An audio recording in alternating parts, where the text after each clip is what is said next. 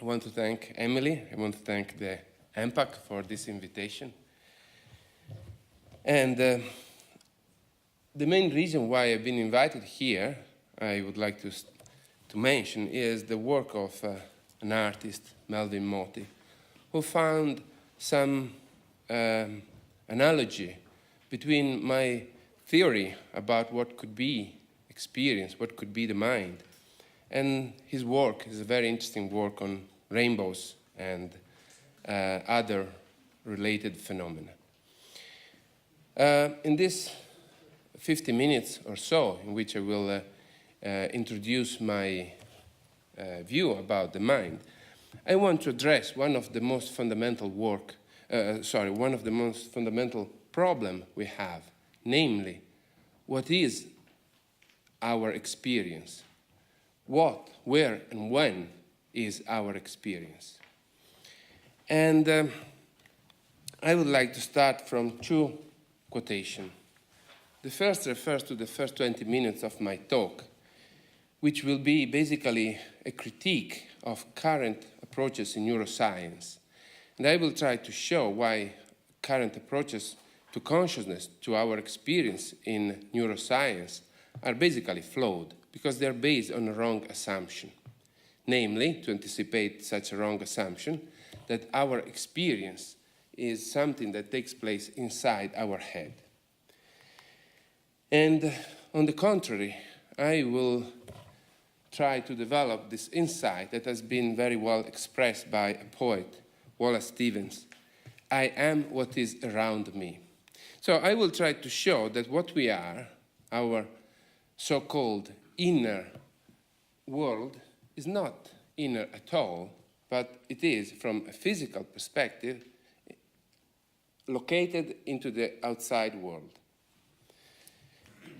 So the basic question I try to answer this evening is, how is it possible to fit consciousness into the physical world? Here I would like to use the word experience rather than consciousness or mind. The reason why I prefer to use the word experience is that it is a term that is less loaded with all kind of philosophical and scientific presupposition or assumptions. Experience is the thing that corresponds to our own being in the world. When I am in the world, I have an experience of something. Be it an experience of another object, be it an experience of another person, be it an experience of an emotion of an inner state of my body. But when I am in the world, there's experience. And my point is to ask and to try to provide a solution to what and where such a thing that we call experience is. So, originally, in Renaissance, people tried to explain the experience of the world by suggesting that somehow the world gets into the brain, into the body. And if you look at this painting, by Leonardo, you see an interesting mistake. Look at the eye. The eyeball is not a ball, but it's rather like a little sink. You can see that there's a little channel going, like a drop going from the eyeball to the inner brain. And the reason was that Leonardo believed that somehow the world has to get through our eyes and has to get into the body physically somehow. Therefore, the eye had to be like a little sink. And Leonardo was doing empirical research on eyes, so he was looking real eyes every day. And so he knew they were not made like that. But he made a mistake because his assumptions were so strong that were stronger than what he was able to see when he was dissecting a body. And the same thing may happen today. Neuroscience may be based on wrong assumption. So this idea didn't work very well. So modern science with Cartesian Galileo, I'm just making a quick overview to get to nowadays, suggested that the world doesn't get inside our head, but rather what we see, what we take to be the world, our experience of the world, is something that is created inside the body, inside the living organism, to the point that everything we see, like smells, colors, tastes, and so on, is just something which is created inside the body. So it's not a part of nature, but is rather a part of something that had been called the mind. So the mind had been created, to borrow Ayer's expression, the mind had been created as the dustbin of nature. So it is the place where we put everything that is left over after we have explained how nature works. The leftovers are what make our experience. And this idea was very popular. So to provide a better explanation, people introduced also the notion of image. And because of the introduction of perspective as a painting technique, as a painting device, a lot of people started to think that when we look at the world, there is something which is an image, which is getting through our eyes, and is producing the inner world. This idea remained with us till today, and human condition, Magritte's human condition, expresses it very well. It expresses the belief that the world of our experience is the canvas, is different from the external world, and that the two are totally, in a way, disconnected. They're not the same thing. When things go well, they are reliably disconnected. So the painting on the canvas is more or less like the thing outside of the window. But this connection is of contingent nature. So it can obtain or it cannot. We are not sure. And definitely the two things, the thing on the image on the canvas, which is an analogy for the mind, and the thing outside of the window are of different nature. This is a dramatic painting because these two things are never going to be really the same. And on another side, people kept looking inside bodies to find an explanation of the various mechanisms of the human being. So people have been looking for what makes animals able to move, and they found that it was something inside muscles. The people have been looking for what makes animals able to have blood pressure, and then they've been able to find out that it's something that takes place inside the heart. And by the same token, people developed the notion that there has to be an inner world. There has to be something inside the mind. And this idea passed through the centuries and reached us, that mind is interior to something. But interior to what? And so we have this idea. You have my undivided attention. The girl from Ipanema goes walking, and when she passes, each one she passes goes. That we have this idea that there's an arbitrary mental world in which everything goes, in which everything may take place, which is totally disconnected from the external world. This idea is not so nice after all, because consider this other quick. Yeah. I've always felt this way. I mean, we're born alone, we die alone, and while we're here, we're absolutely, completely sealed in our own bodies. Really weird. God, it freaks me out to think about it. We can only experience the outside world through our own slanted perception of it. Who knows what you're really like? I just see what I think you're like. I'm exactly what I appear to be. If you look closely.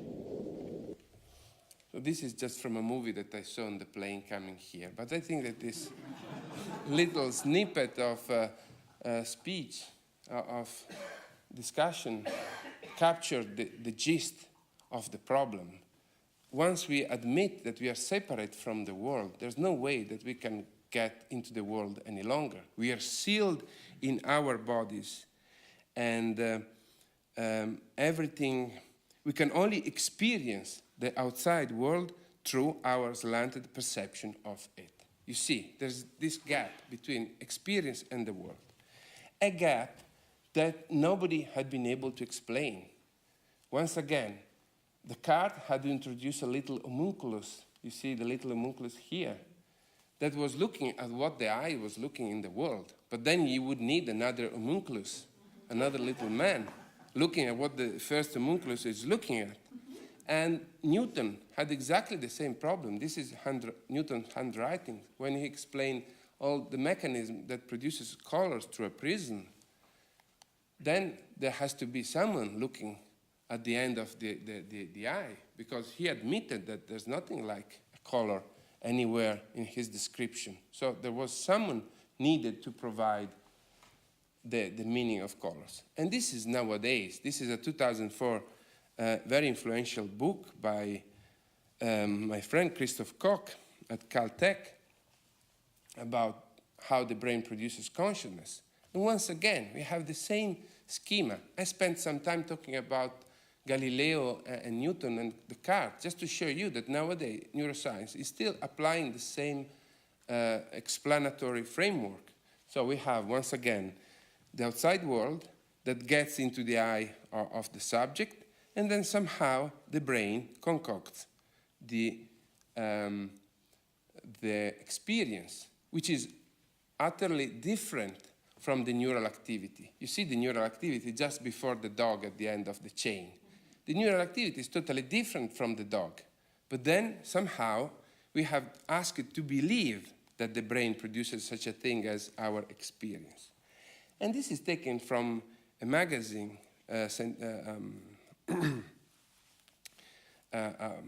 scientific magazine of 2014, in which we have, again, the homunculus. This is to illustrate a paper by Stanislav Dehaene, which is about how the brain produces our conscious experience. And look at the picture that has been chosen to illustrate his view. We have the homunculus, which is speaking to the bigger head. We have someone inside the bigger heads. We have a smaller head, and so on. But why all these very clever people kept defending such a view, such a bleak view that we are somehow hidden inside our brain, that we live sealed inside our bodies? Well, the main reason is what in philosophy is called the argument from hallucination, from illusions, and from misperception. Namely, the fact that sometimes we feel that we experience something which is not there. So, for example, look at the first column there. It looks different, the first column, from the second one, but in reality, the two colors are the same. The cyan, the light blue column, and the green column have exactly the same color on their pixels. And we can see that they are the same just by shifting this grid of orange thing, and now you see them exactly the same. But I haven't changed the color of the central column. I have just slid the orange grid. And, of course, there are also hallucinations. Where is the dagger? Macbeth sees a dagger, but there's no such a thing as a dagger in front of Macbeth. So, where is the dagger? And the usual answer is that the dagger is in the mind, whatever that means. So, basically, the traditional picture is that we have two boxes. In one box, on the right, we have the world. In the other box, we have the leftover. We have what Ayer said, the dustbin model of the mind.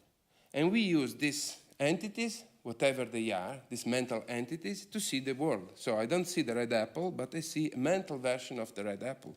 I don't see the banana, but I see a mental version of the banana. This view has been expressed by many. For example, consider what neuroscientists say about color. Color is not a physical property of the external world. Color is created by the brain. Well, if you look at the brain, you see that the brain does many interesting things, but you don't see anywhere along neural activity the creation of colors. It's not a machine to create colors. But we take these sentences as if they had some hidden truth. And, for example, David Chalmers, who is probably the most important living philosopher about consciousness, describes experience, once again, in terms of an internal Cartesian theater. Right now, you have a movie playing inside your head. At the heart of this movie is you experiencing this directly. This movie is your stream of consciousness. Experience, you see the word experience, of the mind and the world. But if you look inside the brain, you don't see anywhere anything like a movie. You don't see anything like a screen. We are asked to take the brain as able to do all this kind of things, marvelous things. But no matter how many years we've spent looking inside brain from Leonardo's time, from Descartes' time, Vesaglio, Golgi, Cajal, Penfield, and so on, until nowadays, we've never been able to find anything like our experience in the brain. We've been able only to find neural activity. Many scientific theories have tried to bridge the gap between brain and experience, but they all, at the end, sum up with some kind of miracle. They are asking us that this miracle is accomplished by integrated information, by activation of core networks of neurons, by global availability of information, by reentrant neural activity, and so on. But we have no real idea how neural activity may produce anything like our experience. And to cut short a long story, what we have is the following. This is called the digestive model of the mind, or the brain. Basically, we have the idea that we are an informavore, an agent able to eat, to swallow information out of an external world made just of numbers, of information through the senses. And then we are digesting information, and we are adding some special ingredients that is able to secrete, like a gland, our experience of the world. Nobody knows how this does work, but definitely this is the model on which neuroscience nowadays is based. Well, many good ideas proved to be wrong in the past. They looked very commonsensical. They have been accepted by most of the people, like epicycles, like the absolute space and time, like transmission of adaptive traits, and so on, but they were just wrong. So today I ask you to consider an alternative, a model. And I start with an analogy, a dam and its lake. Now, let's make one step backward. Consider the relation between brain and mind. Of course, we know that a brain is necessary for experience to take place. And we also know that, given the right circumstances, there's a reliable connection between what happens into a brain and one's experience, one's consciousness. And we also know that if we destroy one's brain, we also destroy one's experience. And we also can make prediction about about one's experience based on what happens in one's brain. We're very good at that. I don't deny that. But consider now a dam and its lake. Given the right circumstance, there's a reliable connection between building a dam and the corresponding lake. Engineers do that all the time. Before building a dam, they make prediction about the lake that will result. If you destroy a dam, the lake is going to flow down and it's going to be destroyed too. You can change the lake by acting on the dam. You can lower, make it larger or smaller or whatever you like. And if you observe a dam, you can make prediction about what's going on in the brain. What's going on in the lake. But no matter how strong is the causal relation between a dam and its lake, a dam is not a lake. They're two different things. They're both physical, but they're different. all empirical evidence that nowadays neuroscience is providing about the relation between the brain and the mind is of the kind of the relation between a dam and a lake. So we have correlation, we have causal connection, we have proof that if we damage a brain, we also damage one's experience. But so far, we don't have the smoking gun that shows us that a brain is identical with one's mind, with one's experience.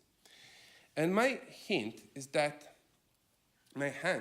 no matter how many data, how many empirical evidence you may collect about the relation between dam and lakes, for example, just to exploit a little bit more the analogy, you're not going to show that a dam is identical with a lake. By the same token, you're not going to be able to show that a brain is, or the neural activity is identical with one's experience. Therefore, today, I will suggest a different picture. I will suggest that our experience is not inside the brain. But I have to make a big caveat here. When I say that our experience is not inside the brain, I don't mean that our experience is not a material thing. On the contrary, I will try to show that our experience is as material, as physical as a brain, as physical as an apple, as physical as a bottle of water. Only it is not inside the brain. Where it is, let's see if we can provide a different picture. And here there's the connection between my work and Melvin Motti's art.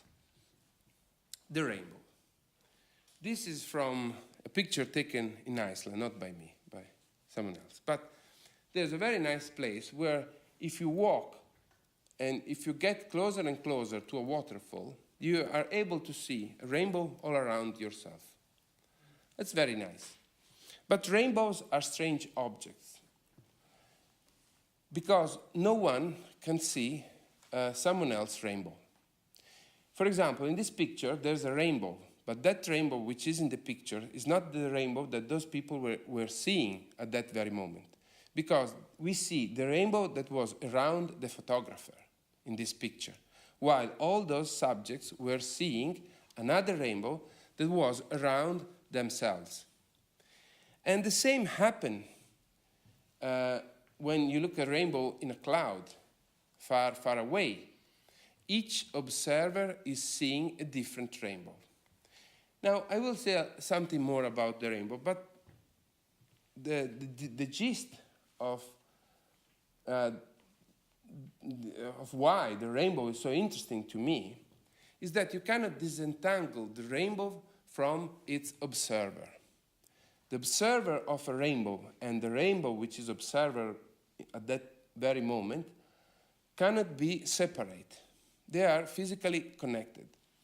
If you ask to a physicist, I have a cloud, I have all the conditions correct in order to have a rainbow. Where is the rainbow? The physicist will ask you, in order to answer to this question, I need to know where the observer is, because the position of the rainbow depends on where the observer is located. Only if I know where the observer is located, I can make a prediction about the rainbow which is seen. So basically, in a cloud, there's an infinite number of rainbows, which means none. And because they're literally, they're not arch-shaped. In order to be arch-shaped, they have to be selected by, in a way, by an optical, by an observer with an optical structure similar to our own, for example, a camera, which is selecting certain drops of water based on a certain position. So just to make quickly a schema of what's going on. We have drops of water, we have light rays. Each drops of water is like a little prism. And then we have an observer here. That observer would see a particular rainbow. A different observer, or the same observer if she or he is moving, would see a different rainbow in a different position, and so on. Each observer is singling out a different rainbow. At the same time, the rainbow is intrinsically a perspectival phenomenon, which means that it is a phenomenon that is constituted by the point of view from which it is observed. And it is also a phenomenon that takes place in time, and a discrete amount of time. And this discrete amount of time is resembling of the notion of present, of the moment present, introduced by Bergson or by William James, that they said that time is not a linear, is not punctual, but rather time is constituted by a series of drops, a series of buds, a discrete series of intervals, like we experience our own moment present. And the rainbow, to cut short a long story, is also interesting because of its causal structure.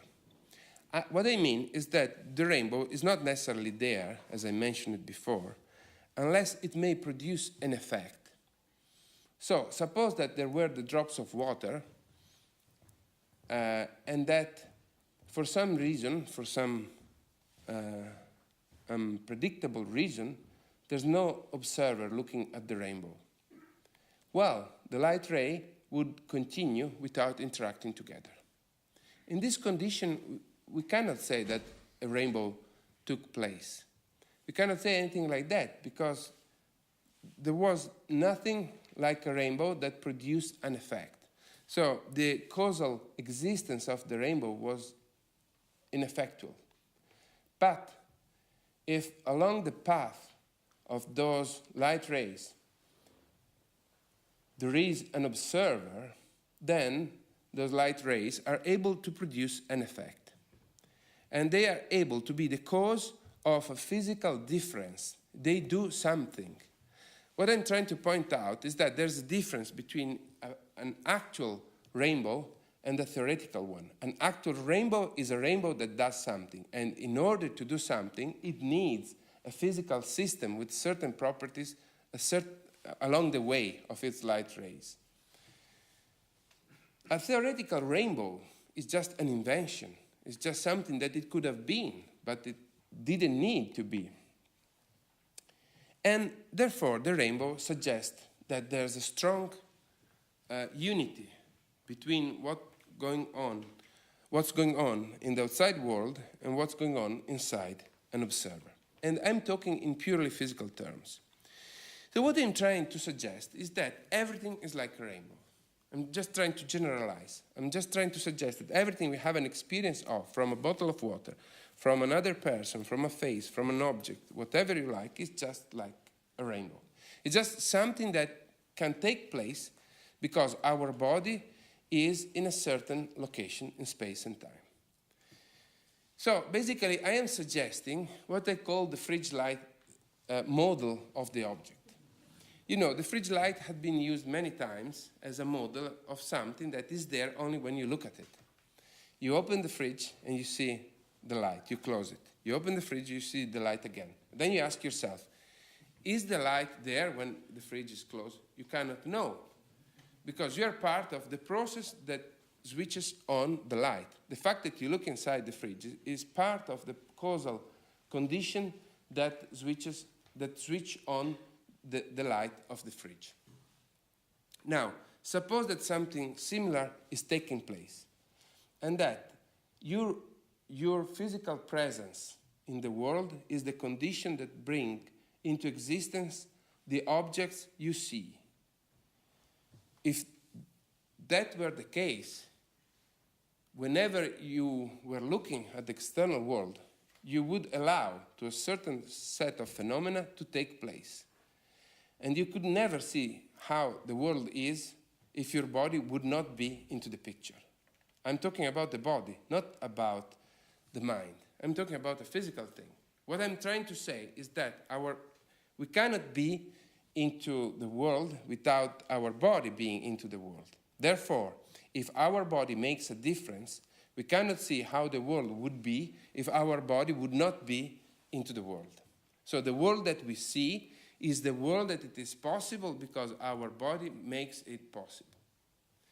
And I don't see any strong reason to go against this general insight. So basically, I am suggesting that each object is there when we look at it because we allow to that object to take place in a certain way. A different way to present the same notion is what I call the key-lock model. So basically, if I would tell you, well, what do you need to make a key? I would say, to make a key, you need to make a lock.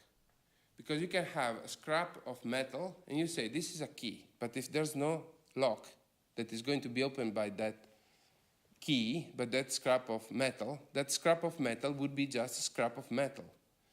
So, in this way, we can change the nature of a scrap of metal by building the corresponding lock. Once we finish to build the lock, that scrap of metal has become a key. So this is all example analogies that should convey the idea that the existence of an object depends on the relation between that object and our body or brain. So I'm not ruling out a key role of the brain. I am suggesting that the brain is a kind of collection of locks, and that the world is like a big, huge collection of keys. We see the world, our experience of the world is possible when the keys open the lock that our brain contains.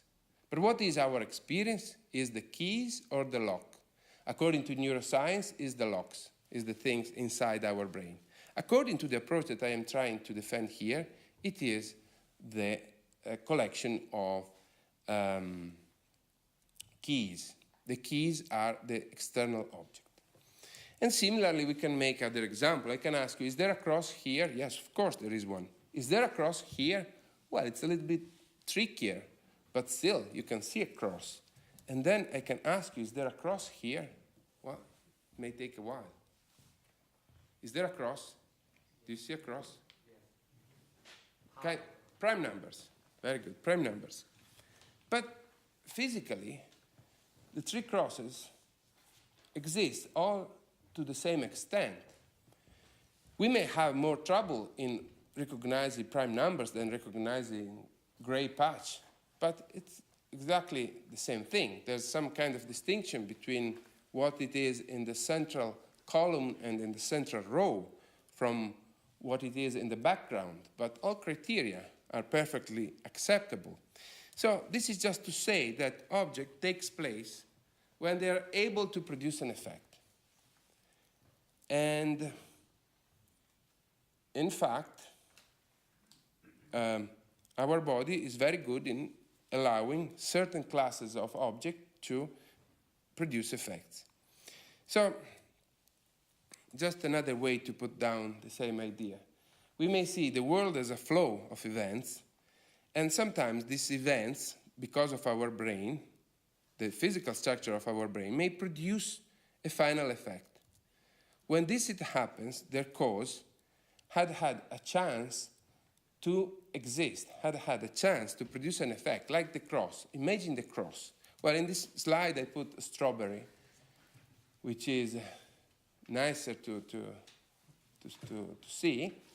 And what I am suggesting to you, what I am asking you to consider, is whether one's experience could not be, after all, identical with the object one has an experience of. So rather than looking for our experience in B, in the brain or the body, we may look for our experience in O, the external object. Why not? They're both physical, they're both there, and why should I look for my experience in B rather than in O? In B, there's nothing like a red strawberry I have an experience of. In O, I have a perfectly acceptable red and tasty strawberry. So, where is my experience of the strawberry? It is identical, I suggest, with the strawberry. And so we may come to, I made an extra effort for this talk. I printed a t-shirt, my t-shirt. You're going to see the t-shirt here. If we put all of nature in space and time, and I think that all of nature has to fit in this grid, space and time, natural phenomena has to be in space and time, we may place everything in this grid, and then we can place the object, the external object, the strawberry, in a certain temporal and spatial position, and then we may put the brain, where the neural activity related with my experience of the strawberry takes place, in a different temporal and spatial region. The two regions are separate. Of course, the neural activity takes place a bit later than the red strawberry that I perceive. It takes some time to perceive a red strawberry. The time for the light to travel from the strawberry to my eyes is very little, but the neural time is at least 300 milliseconds. So it is a consistent gap, temporal gap. And the strawberry is also in a different place than my brain. It would be very worrying if the strawberry were in the same place like my brain. But everyone, and so there's some causal connection between the two. And now the question is, where is my experience? As I mentioned at the beginning, I take that my experience is a physical thing, is a natural phenomenon. Therefore, it has to fit into this grid, because this grid is all that nature is. Where it is my experience? Some people, most of neuroscientists, are looking for experience inside B, but in B there's nothing that looks like my experience.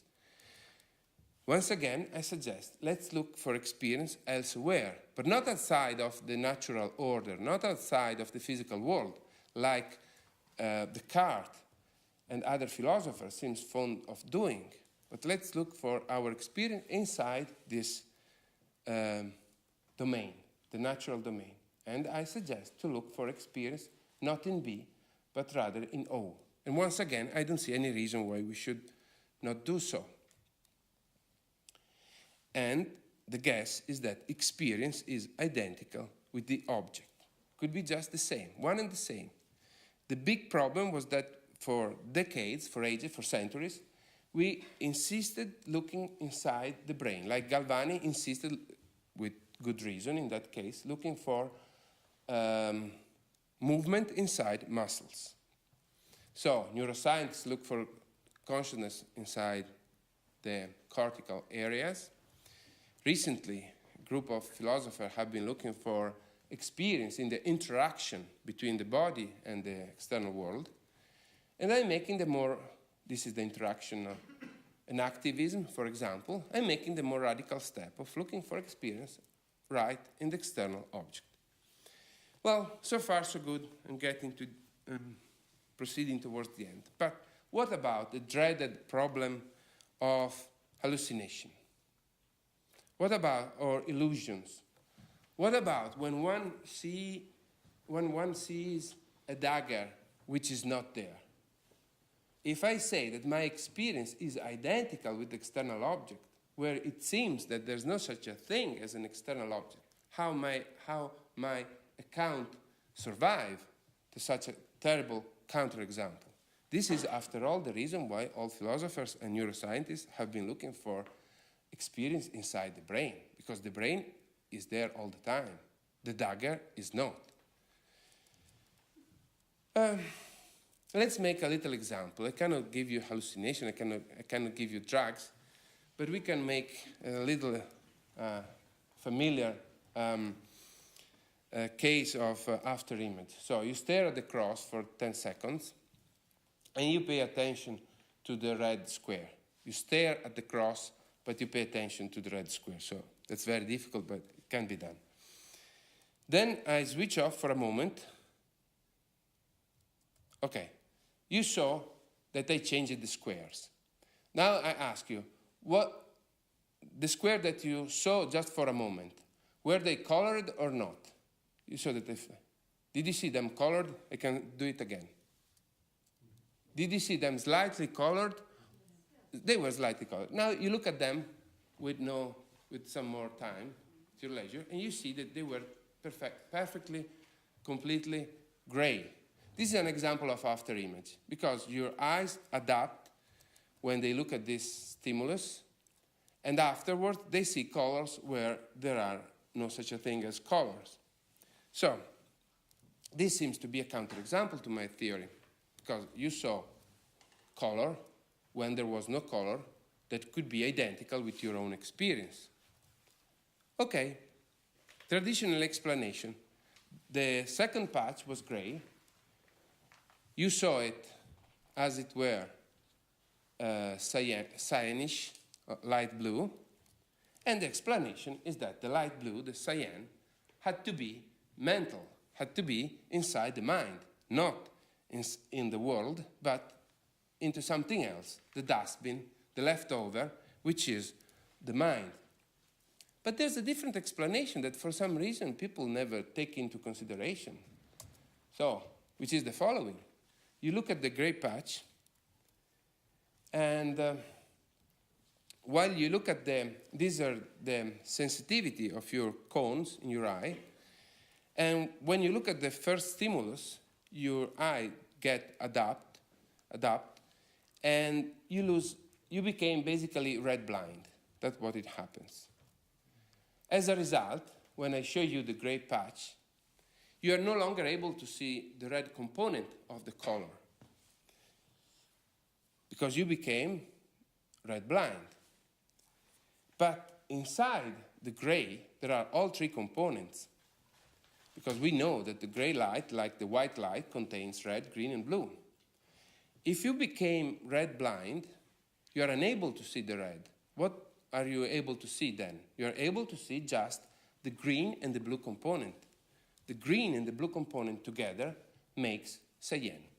So when you saw the cyan square, you saw something that was actually in front of you, and that normally you cannot see because normally you are not red blind.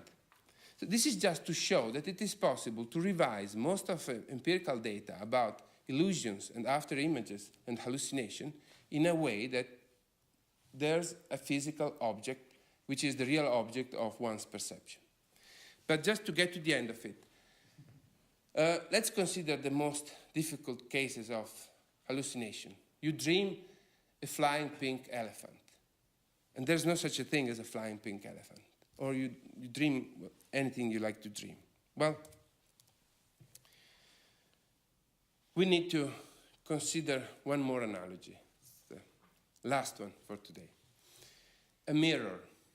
We take that on mirror there are images. This is a very commonsensical explanation of what we see on mirrors. This is not the case. There's no such a thing as an image on a mirror. This is a good explanation because we have this idea that we see object through a linear segment, that our, let's say, visual pathways are just linear segment. But this is just an oversimplification. A mirror is not an object on which there are images. A mirror is an object that bends light. And because it bends light, we see not through simple segments, but we see through complex segments. But this is difficult to understand at first sight. Therefore, we find it easier to have this strange idea that on mirrors there are images. That's not the case. It's just a change of what goes on outside of our head. Namely, the geometry of visual pathway had been changed by a surface, by an object, which in this case is the mirror. So we can extend this notion to more complex cases like kaleidoscopes, which are, after all, a set of mirrors. And we can consider the capability of kaleidoscopes or other optical devices to produce objects which apparently are not there. But not because they're not there, but because they put together physical things which are located elsewhere. So imagine to have a half-transparent mirror, and that you're looking at an E, and you see the E through the visual pathway, possible because of such a mirror, but you also see an eye. And because it is half-transparent, like when you look at a screen on a shop and you see yourself, and you also see a nice pair of shoes on the other side of the screen, and you see the two objects together, you may see an object which apparently does not exist. But not because you see an object on the surface of the mirror, not because you see a mental object on the surface of the mirror, but because thanks to the mirror, there are 3 visual pathways, bringing together reality in a rather unusual way. Still, what you see is not a mental image or something on the surface of the mirror, but is just the external world singled out or composed in an unusual way. Now, we put everything together and we consider what it happens in everyday perception. You look around and you say everything is there. False. That is not the case. The apple is more or less there, 300 milliseconds. The town is a little bit farther away, but still is not much farther away in time. But the moon, for example, is 1 second away. The sun is 8 minutes away. Stars may be years away, and so on. So what I'm asking you to consider is that when one falls asleep and one starts to dream or to have hallucination, what it happens is that one's past is still producing effects in his brain. He's still producing physical effects. So what he did 10 days ago is still producing an effect. And one is dreaming about the time when one was playing into the beach, or when one was kissing a lovely girl, and when one was speaking about the rainbow, and when one was riding a bike on the mountains, and when one was just a child, and so on. So what I'm trying to suggest to you is whether hallucination could be just a case of postponed perception. So we perceive the world like through a kaleidoscope, like through a set of mirrors. We perceive the world we've been living into, a world which is still present for us because it's still producing effects through our brains. Well, the same happens if you talk to someone which is going farther away on a spaceship. At the beginning, that someone seems to be there. But if that someone is going very far away, it will be separate from us by a time lag, which is as large as one may like to. But this doesn't mean that that person has stepped into the past. That person is still in the present, and it is still in our own present. So I'm trying to suggest that rather than having this parochial view that the present is just made by the proximal object in time and space, I am suggesting you that the present is made by those objects that are causally related with us, no matter when, no matter where. So this is true for what it takes place in the brain, where we have scattered activities taking place in time and space. This is true when we perceive a red apple just in front of us. This is true when we put together a stimulus, like a triangle, Gestalt triangle.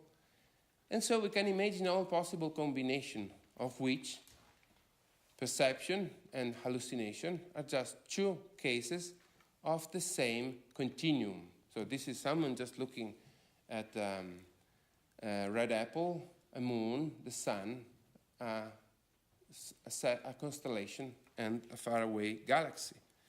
And this is someone dreaming or hallucinating a pink flying elephant, putting together events that are still producing an effect right now into his brain. The same idea has been exploited, for example, by Cubist painter. They had the idea that the perceptual process is not just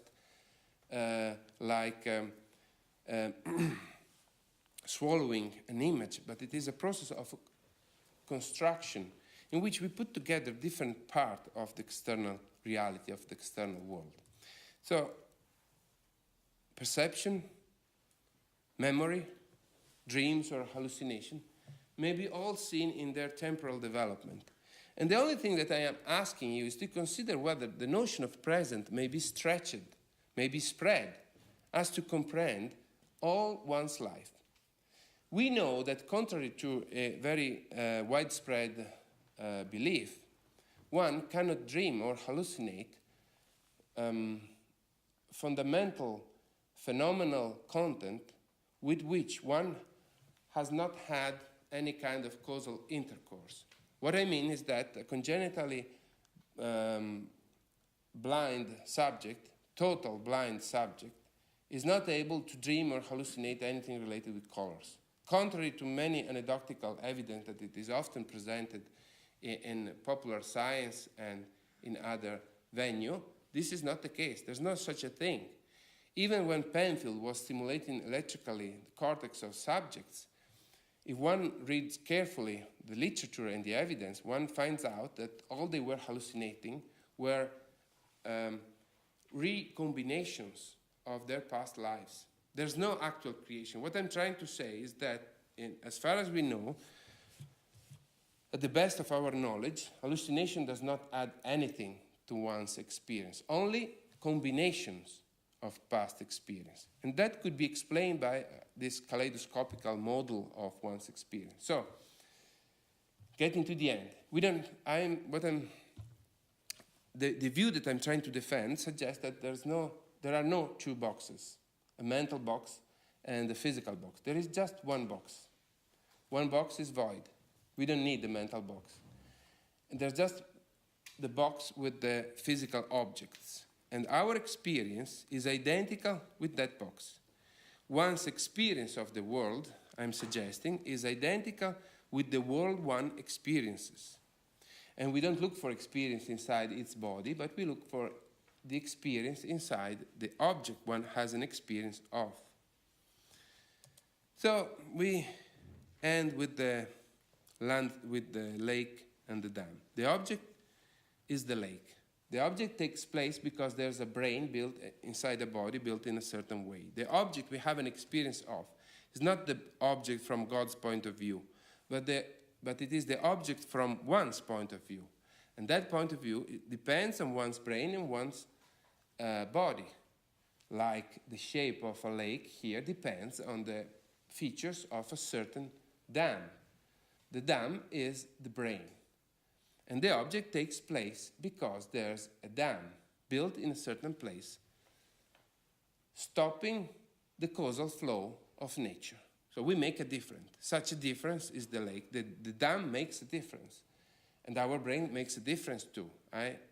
I'm sure that you can agree with me that the fact that we had brains that were able to see certain objects in nature made a big difference. And after 50,000 years of human beings, such a difference has become visible to everyone on the earth. A physical difference.